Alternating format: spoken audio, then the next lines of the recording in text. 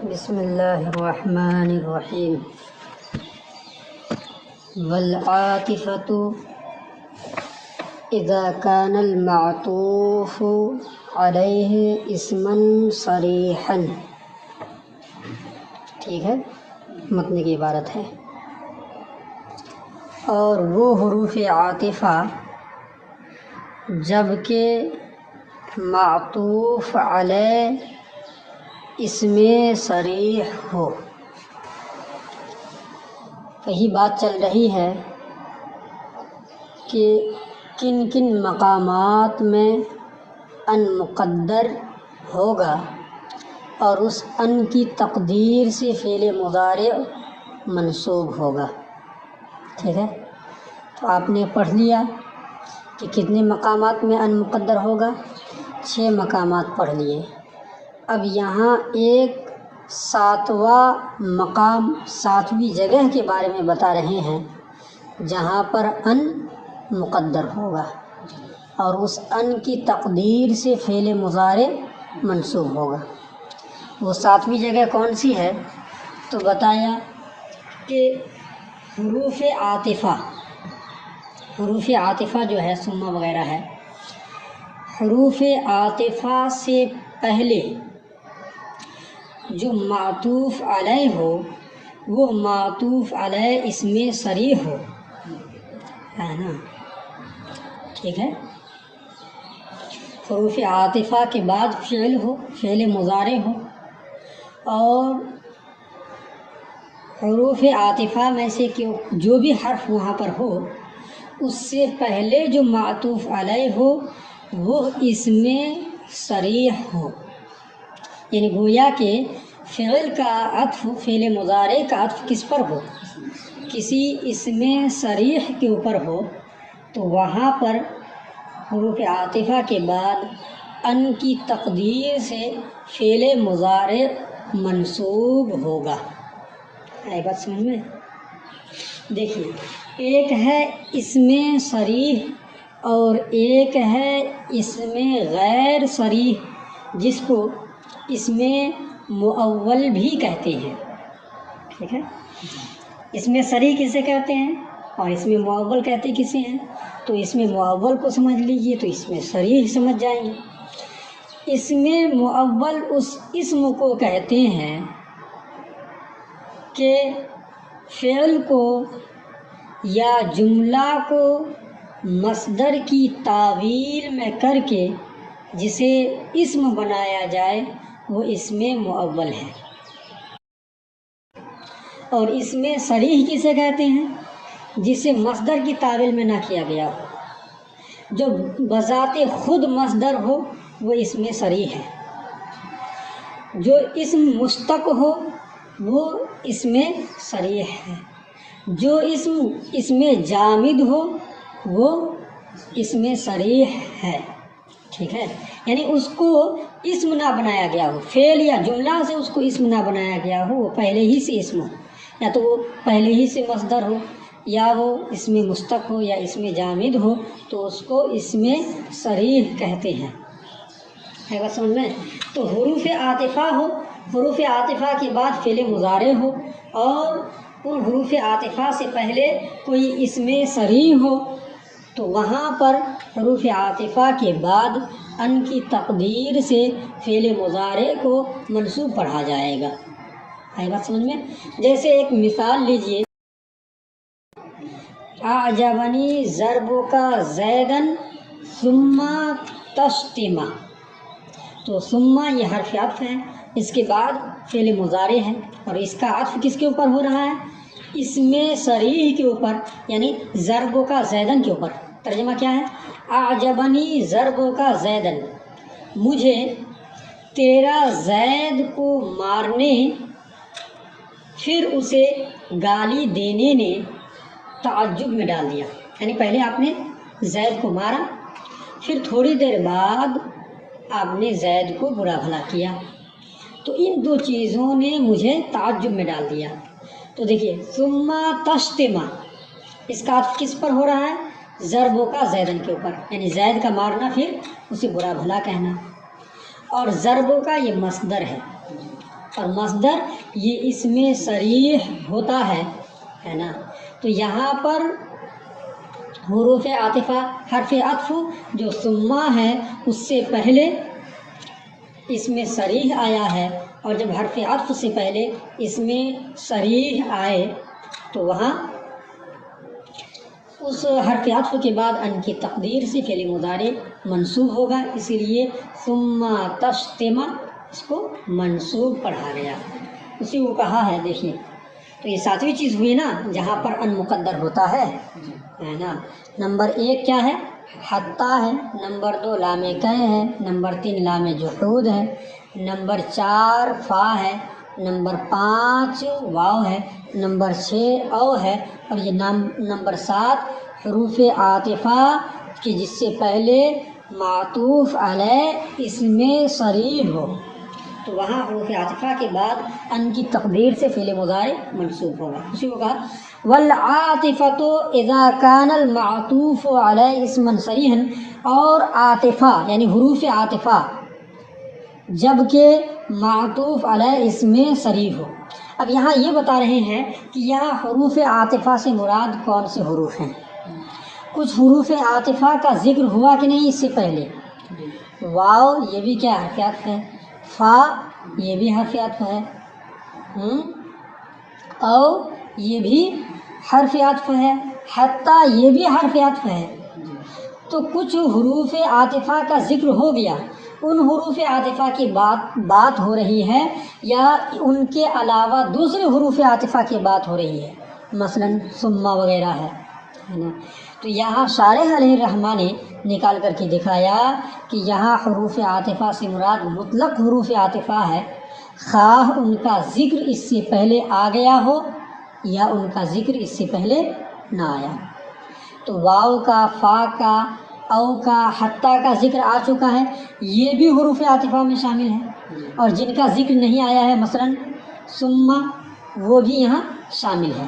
تو یہاں مطلق حروف عاطفہ کی بات کر رہے ہیں.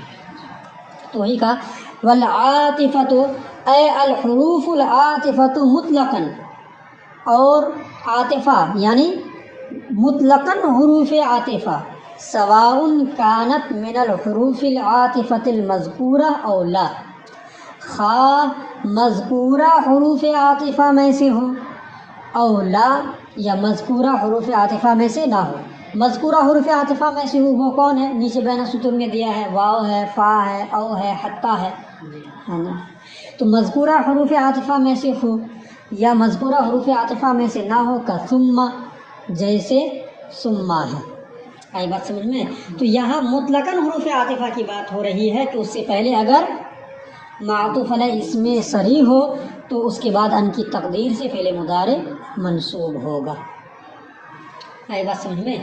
اب یہاں ایک بات یہ شبہ ہو سکتا ہے کہ ما قبل میں جن حروف عاطفہ کا بیان ہوا، واو کا، او کا، حتی کا ہے نا، فا کا، تو وہاں تو ان کے ساتھ کچھ شرطیں ملحوظ تھی. تو کیا اس مقام میں بھی کہ حروف عاطفہ سے پہلے معطوف علیہ اس میں صریح ہو تو کیا ان شرطوں کا لحاظ یہاں بھی ہوگا؟ جیسے آپ نے پڑھ دیا کہ واو کے لیے 2 شرط ہیں، ایک جمعیت اور دوسری شرط اس سے پہلے ہے نا 6 چیزوں میں سے کسی ایک کا ہونا، یعنی انشاء یا مانع انشاء کے قبیل سے ہونا. ایسے ہی فا کے لیے آپ نے 2 شرطیں پڑھی ہیں ہے نا، ایک سببیت اور دوسرا ما قبل کا 6 چیزوں میں سے کوئی ایک چیز ہونا. او کے لیے ایک شرط پڑھی ہے. حتی کے لیے آپ نے شرط پڑھی ہے کہ کیا ہو؟ مستقبل ہو ہے نا، ما قبل کی طرف نظر کرتے ہوئے. تو وہ جو شرطیں حروف عاطفہ کی شرطیں آپ نے پڑھی ہیں، کیا ان شرائط کا اعتبار یہاں بھی ہوگا یا یہاں نہیں ہوگا؟ تو یہاں شارح علیہ الرحمٰ نے بتایا کہ یہاں اس مقام میں جو 7ویں مقام میں ان کی تقدیر سے فعل مضارع منصوب ہوتا ہے، اس مقام میں ان حروف عاطفہ، وہ حروف عاطفہ جن کا ذکر پہلے ہوا تو ان شرطوں کے ساتھ یہاں اعتبار نہیں ہوگا، یہاں ان شرطوں کا لحاظ نہیں کیا جائے گا. بس حروف عاطفہ میں سے ہونا چاہیے. باقی شرطیں جو اس سے پہلے گزری ہیں وہ شرطیں رہیں نہ رہیں اس کا کوئی اعتبار نہیں ہے. بس حروف عاطفہ سے پہلے معطوف علیہ اگر اس میں صحیح ہو تو ان کی تقدیر سے فعل مضارع منصوب ہوگا. ان شرائط کا کوئی اعتبار یہاں نہیں کیا جائے گا. اسی کو کہا وَإِذَا كَانَتْ مِنْهَا. اب حروف عاطفہ دو طرح سے ہوئے نا. ایک وہ جن کا ذکر اس کتاب میں اس سے پہلے ان کی تقدیر سے جو ہوتا ہے حتیٰ وغیرہ ہو چکا ہے، اور کچھ وہ ہیں جن کا ذکر نہیں ہوا ہے. تو دونوں حروف عاطفہ کے بارے میں کہہ رہے ہیں کہ ان کے لیے کوئی شرط نہیں ہے، بس یہ ہے کہ ان سے پہلے معطوف علیہ اس میں صریح ہونا چاہیے. اسی کو کہا وَإِذَا كَانَتْ مِنْهَا. اور جب حروف عاطفہ ہے نا، منہا حاضمیر کا مرجع ہے من الحروف العاطفۃ المذکورہ. جب حروف عاطفہ مذکورہ میں سے ہو، مذکورہ کون ہے؟ حتیٰ ہے، فا ہے، واو ہے، او ہے. تو جب حروف عاطفہ ان میں سے ہو، منہا ان میں سے ہو یعنی مذکورہ حروف عاطفہ میں سے ہو، فمن غیر اشتراط ما ذکر من الشروط لصحت تقدیر ان بعدها. تو اس کا ترجمہ ہم آخر سے بعدہا سے کریں گے. بعدہا میں ہے نا ہا ضمیر کا مرجع ہے العاطفہ. یہ تو جب حروف عاطفہ مذکورہ میں سے ہو تو ان کے بعد ان کی تقدیر صحیح ہونے کے لیے مذکورہ شرطوں کی شرط کے بغیر ہے نا فعل مضارع کیا ہوگا؟ منصوب ہوگا ان کی تقدیر سے. ينتصب مضارع بہا بتقدیر ان، یعنی ان کی وجہ سے مضارع منصوب ہوگا ان کی تقدیر سے. ان حروف عاطفہ کی وجہ سے مضارع منصوب ہوگا ان کی تقدیر سے، یعنی ان کے بعد ان مقدر ہوگا اور اس ان کی تقدیر سے فعل مضارع منصوب ہوگا. تو ما قبل میں جو شرائط ذکر کیے گئے ہیں ان شرطوں کا لحاظ یہاں پر نہیں ہوگا. آگے کہا اذا کان المعطوف علی اسما صریحا. جبکہ اس کے لیے شرط کیا ہے؟ ان حروف عاطفہ کے بعد ان مقدر ہونے کے لیے شرط کیا ہے؟ تو وہ شرط بتایا اذا کان المعطوف علی اسما صریحا، جبکہ معطوف علی اس میں صریح ہو. ٹھیک ہے، جیسے مثال ہے اعجبنی ضربک زیدا وتشتما، ہے نا. تو یہ وتشتما تو ترجمہ دیکھ لیجیے. اعجبنی مجھے تعجب میں ڈال دیا، ضربک زیدن تیرا زید کو مارنے نے، وتشتما اور برا بھلا اور گالی گلوچ دینے نے. تو یہاں دیکھیے واو یہ کیا ہے؟ حرف عطف میں سے ہے اور اس کا ذکر ہوا کہ نہیں پہلے؟ یہ مذکورہ حروف عاطفہ میں سے ہے نا، اس کا ذکر ہو چکا ہے. تو دیکھیے واو حرف عطف ہے، اس کے بعد فعل مضارع ہے، اور اس کا جو معطوف علیہ ہے تشتما کا، اس کا معطوف علیہ اس میں صریح ہے، مصدر ہے. مصدر اس میں صریح ہوتا ہے، اس میں مشتق، اس میں جامد، یہ سب کیا ہے؟ اس میں صریح ہوتا ہے. تو یہاں حروف عاطفہ سے پہلے جو معطوف علیہ ہے وہ اس میں صریح ہے یہاں پر، اس لیے یہاں واو کے بعد حرف عطف کے بعد فعل مضارع ان کی تقدیر سے منصوب ہوگا. یہاں ان اس لیے مقدر مانا جاتا ہے کہ جملہ فعلیہ کا عطف اسم پر نہیں ہو سکتا ہے. جملہ فعلیہ کا جملہ فعلیہ پر ہوگا نا، ہے نا، اسم کا عطف اسم پر ہوگا. تو یہاں ضرب کا زیدن یہ کیا ہے؟ اسم ہے، اور تشتما یہ کیا ہے؟ فعل ہے. فعل کا عطف اسم پر ہوگا، اس لیے اب اس فعل کو مصدر کی تعویل میں لا کر کے اب اس کو اسم معول بنایا جائے گا تاکہ اسم کا عطف اسم کے اوپر ہو جائے. او فتشتما، وتشتما کی جگہ فتشتما بھی کہہ سکتے ہیں، یہ بھی کیا ہے؟ حرف عطف، اس کی مثال بن جائے گی. اور ثم تشتما یا ثم تشتما کہہ سکتے ہیں، یعنی اعجبنی ضربک زیدن ثم تشتما. تو واو اور فا یہ مذکورہ حروف عاطفہ کی مثال بن جائے گی، اور ثم یہ دوسرے جو ما سبق میں حروف عاطفہ کا ذکر نہیں ہوا اس کی مثال بنے گی. تو ترجمہ دیکھ لیجیے، وتقدیر ان بعد الواو والفاء، واو اور فا کے بعد ان کی تقدیر لیسا مشروطاً مشروط نہیں ہے، بالشروط المذکورۃ فیہما ان شرطوں سے جو ان دونوں میں گزری ہے، تو ان شرطوں سے یہ مشروط نہیں ہے واو اور فا اس مقام میں، جو شرطیں واو اور فا کے لیے اپنے مقام میں گزری ہیں۔ اب یہاں سے ترکیب بتا رہے ہیں کہ یہ کیا کہا، والعاطفۃ اذا کان المعطوف علیہ اسما صریحا، تو یہاں والعاطفۃ یہ مرفوع پڑھا جائے گا یا منصوب، والعاطفۃ پڑھا جائے گا یا مجرور پڑھا جائے گا، تو اس میں کیا پڑھا جائے گا اس کو یہاں بتائے ہیں۔ تو دیکھیے اس کی کچھ وضاحت دیکھ لیجیے پہلے، یہاں دو احتمال ہے، والعاطفۃ مرفوع پڑھنے کا بھی احتمال ہے اور والعاطفۃ مجرور پڑھنے کا بھی احتمال ہے، دونوں احتمال ہیں۔ اگر والعاطفۃ مرفوع پڑھتے ہیں تو اس کا مطلب یہ ہوگا کہ اس کا عطف کس کے اوپر ہے، او بشرط معنی الا ان او الا ان، ابھی پڑھے نا، تو اس کے اوپر عطف ہو جائے گا اگر مرفوع پڑھیں گے، یا پھر اس کا عطف کس کے اوپر ہو حتی ہے، وحتی اذا کان مستقبلا بالنظر الی ما قبلہا، تو اسی کے اوپر یا تو عطف ہے نا، والعاطفۃ اذا کان المعطوف علی اسما صریحا، اس کا عطف یا تو اس حتی کے اوپر ہے، وحتی اذا کان مستقبلا بالنظر الی ما قبلہا، یا اور کے اوپر ہے، اور بشرط معنی الی ان اور الا ان۔ تو اگر اس حتی کے اوپر ہو جو صفحہ نمبر 297 کے اخیر میں ہے، وحتی اذا کان مستقبلا بالنظر الی ما قبلہا، یا او کے اوپر ہو ہے نا، والعاطفۃ کا عطف کس کے اوپر ہو، و او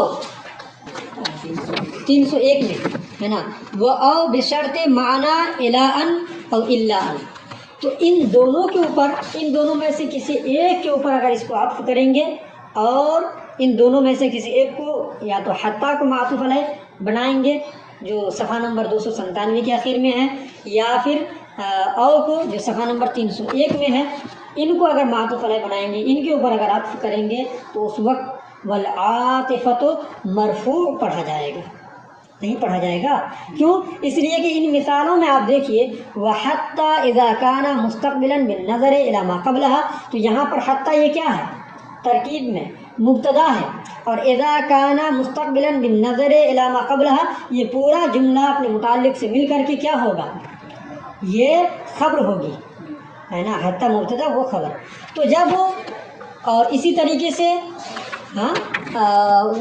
او بشرط معنی الی ان اور الا ان، تو یہاں پر او یہ مبتدا ہو جائے گا اور بشرط معنی الی ان اور الا ان یہ پورا جملہ ملا کر کے یہ خبر ہوگی۔ تو جب والعاطفۃ کا عطف او کے اوپر ہوگا یا اس حتی کے اوپر ہوگا، ہے نا، جو صفحہ نمبر 297 کے آخر میں ہے، تو یہ ترکیب میں دونوں مبتدا بن رہے ہیں، اس لیے والعاطفۃ بھی ترکیب میں مبتدا، اور مبتدا ہونے کی وجہ سے اسے مرفوع پڑھا جائے گا۔ آئی بات سمجھ میں؟ تو ترکیب کی ایک صورت ہو گئی۔ دوسرا احتمال یہ ہے کہ والعاطفۃ مجرور پڑھا جائے، والعاطفۃ مجرور پڑھا جائے، اور اس کا عطف کس کے اوپر ہو، اس کا عطف ہے نا صفحہ نمبر 295 میں جو ہے وہ بِأَن مُقَدَّرَةً بعد حتی، اور ہے نا ان مقدرہ کی وجہ سے فعل مضارع منصوب ہوگا، ٹھیک ہے، فعل مضارع منصوب ہوگا کس کے ذریعے سے، آپ نے پڑھا ان ملفوظہ کے ذریعے سے، لن کے ذریعے سے، اذن کے ذریعے سے، کئی کے ذریعے سے، اور اس ان کے ذریعے سے فعل مضارع منصوب ہوگا جو مقدر ہوگا کہاں، حتی کے بعد، بعد حتی، جو ان مقدر ہوگا حتی کے بعد۔ تو دوسرا احتمال یہ ہے کہ بعد حتی کے اوپر اس کا عطف ہو، بعد حتی میں جو حتی ہے یہ بالکل 295 کے آخر میں ہے، وہ بیان مقدرتاً بعد حتی،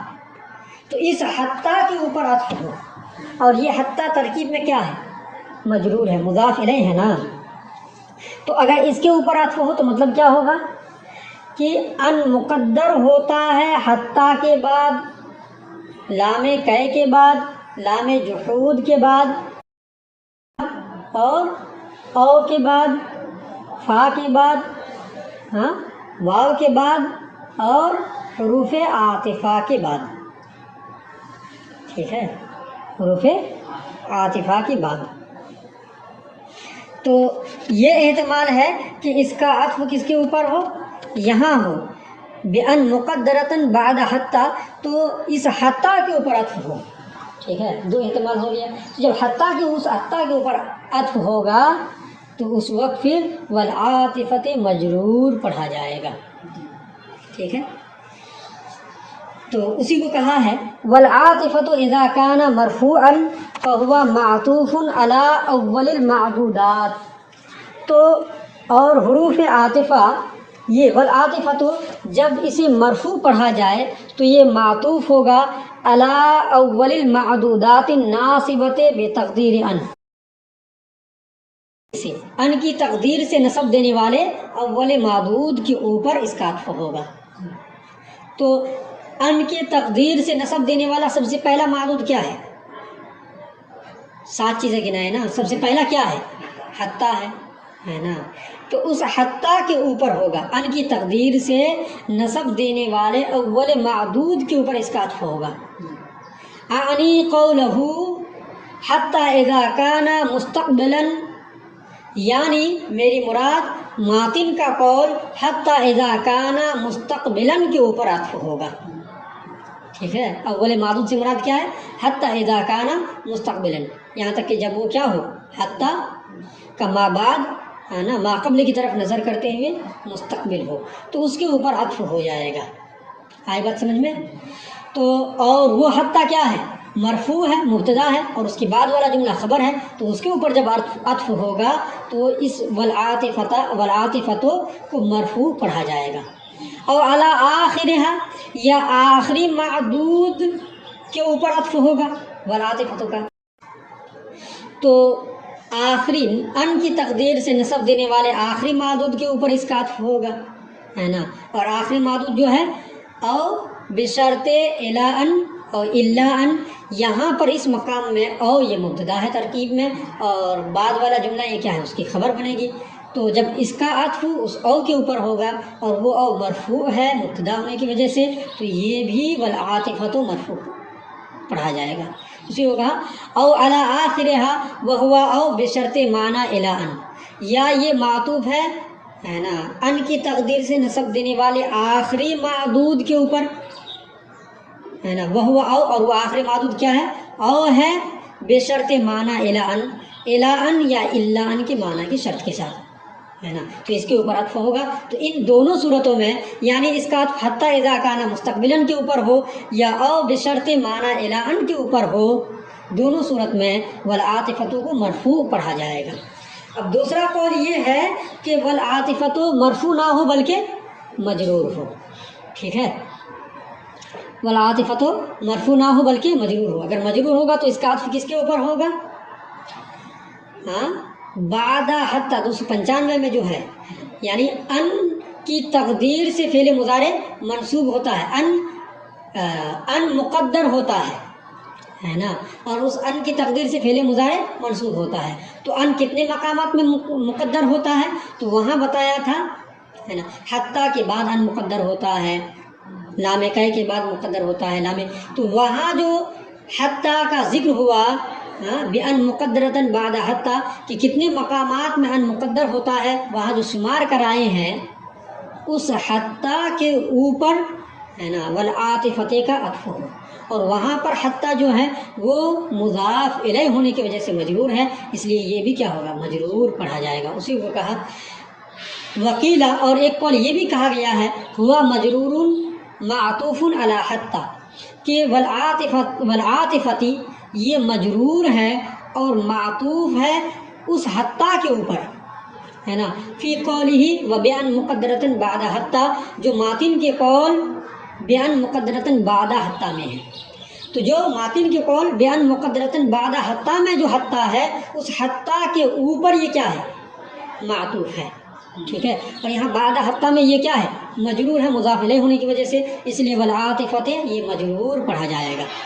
اب یہاں سے یہ محاکمہ قائم کر رہے ہیں کہ یا مجرور پڑھنا زیادہ بہتر ہے یا مرفوع پڑھنا زیادہ بہتر ہے. تو کیا زیادہ بہتر ہے اس کو یہاں سے ذکر کیے ہیں. تو بتایا ہے کہ اگر لفظ کے اعتبار سے دیکھیں تو مرفوع پڑھنا یہ زیادہ مناسب ہے لفظاً. کیوں؟ اس لیے کہ معطوف علیہ جب مرفوع پڑھیں گے تو معطوف علیہ قریب ہوگا، نہیں قریب ہوگا، اور یہ بالکل قریب ہے. اور حتیٰ وہ حتیٰ اذا کان مستقبلا وہ کیا ہے، وہ بھی قریب ہے. لیکن اگر مجرور پڑھیں گے تو اس کا معطوف علیہ بہت بعید ہو جائے گا لفظاً. تو اب یہاں یہ کہہ رہے ہیں کہ اگرچہ لفظ کے اعتبار سے اگر دیکھیں تو ہے نا مرفوع پڑھنا یہ زیادہ مناسب معلوم ہو رہا ہے، لیکن اگر معنوی اعتبار سے دیکھیں تو مجرور پڑھنا یہ زیادہ بہتر ہے. ہماری بات سمجھ میں؟ معنوی اعتبار سے اگر دیکھیں گے تو مجرور پڑھنا زیادہ بہتر ہے نا. اب اسی دیکھیے کہہ رہے ہیں وظاہر ان ھذا وان کان ابعد بحسب اللفظ لکنہ اقرب بحسب المعنی. اور ظاہر بات ہے کہ یہ یعنی مجرور پڑھنا، یہ سے مراد یہ کون سی صورت ہوئی؟ بعد میں مجرور والی صورت ہوئی نا. یہ وَإِنْ كَانَ أَبْعَدَ بِحَسْبِ اللَّفْظِ اگرچہ لفظ کے اعتبار سے بعید ہے، لفظ کے اعتبار سے مجرور پڑھنا بعید ہے نا، اس کا معطوف علیہ بہت دور ہے. لَكِنَّهُ أَقْرَبُ بِحَسْبِ الْمَعْنَى لیکن معنوی اعتبار سے یہ زیادہ قریب ہے، یہی زیادہ مجرور پڑھنا زیادہ مناسب ہے. اب کیسے معنوی اعتبار سے وہ زیادہ قریب ہے؟ لفظاً تو یہ بعید ہے، یہ بات سمجھ میں آ گئی ہے کیونکہ وہ دور ہے نا. اور مرفوع والی صورت میں معطوف علیہ قریب ہو رہا ہے، لیکن معنوی اعتبار سے وہ کیسے قریب ہے؟ تو اس کو دیکھیے، اس کو اس طور پر یہ بیان کیے ہیں. دیکھیے حروف عاطفہ کے بعد ان کی تقدیر سے جو فعل مضارع منصوب ہوتا ہے کب؟ جبکہ حروف عاطفہ سے پہلے معطوف علیہ کیا ہو، اس میں صریح یہ بتایا. اور یہاں پر شارح نے یہ بھی بتا دیا کہ یہاں حروف عاطفہ سے مراد کون حروف ہے؟ جن کا ذکر پہلے ہو چکا ہے، صرف وہی حروف ہے، صرف وہی حروف نہیں ہے نا، ان کے علاوہ بھی حروف ہیں. تو یہ حکم جو بتا رہے ہیں کون سا حکم؟ کہ ان حروف عاطفہ کے بعد ان مقدر ہوگا اور اس کی وجہ سے فعل مضارع منصوب پڑھا جائے گا.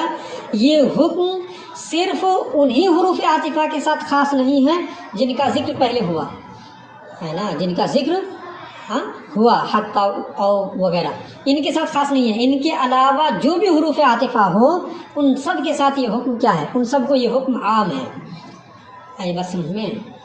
تو جب ان کے ساتھ جن کا ذکر ہوا ہے کتاب میں، ان کے ساتھ جب یہ حکم خاص نہیں ہے، ان کے ساتھ یہ حکم خاص نہیں ہے نا، تمام حروف عاطفہ کو یہ حکم عام ہے نا کہ ان مقدر ہوگا جبکہ اس سے پہلے کیا ہو، اس میں صریح ہو، معطوف علیہ کیا ہو، اس میں صریح ہو. تو جب تمام حروف عاطفہ کو یہ حکم عام ہے، انہی کے ساتھ خاص نہیں ہے، اس وقت یہ خرابی لازم آئے گی کہ اجمال میں کیا کہا کہ ان کہاں کہاں مقدر ہوگا؟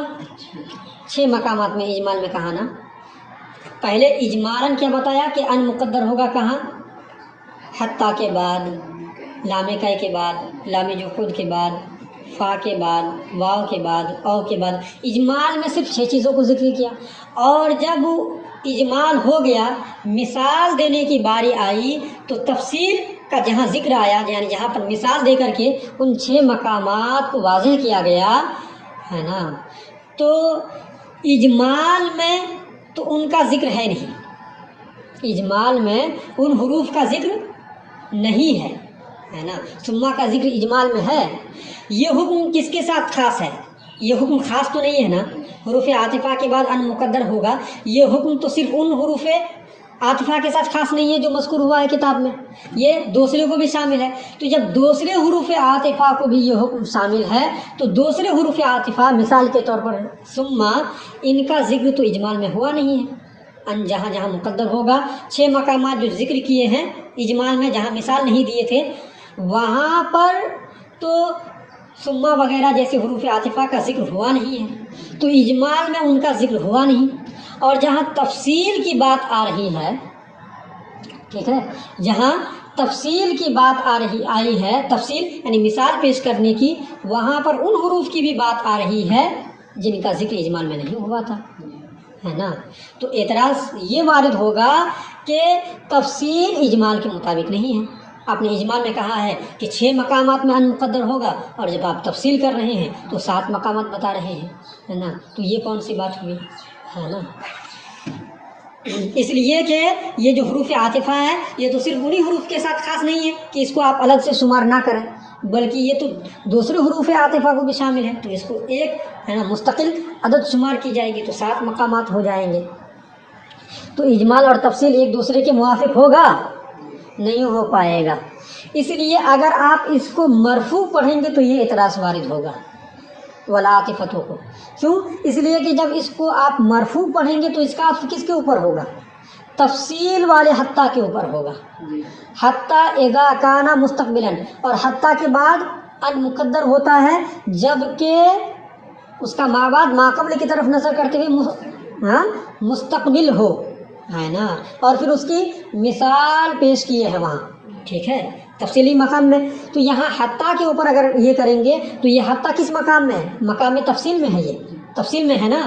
تو جب اس والعاطفۃ کا عطف حتیٰ کے اوپر کریں گے یا او کے اوپر کریں گے، او بشرط معنی الی ان، ہے نا، تو یہاں بھی او یہ کیا ہے؟ مرفوع ہے، مقام تفصیل میں ہے، تو لازم آئے گا کہ مقام تفصیل میں والعاطفتوں کو جب مرفوع پڑھیں گے تو تفصیل والے کے اوپر عطف ہو رہا ہے، تو تفصیل میں ایک چیز بڑھ رہی ہے جس چیز کا ذکر اجمال میں نہیں تھا۔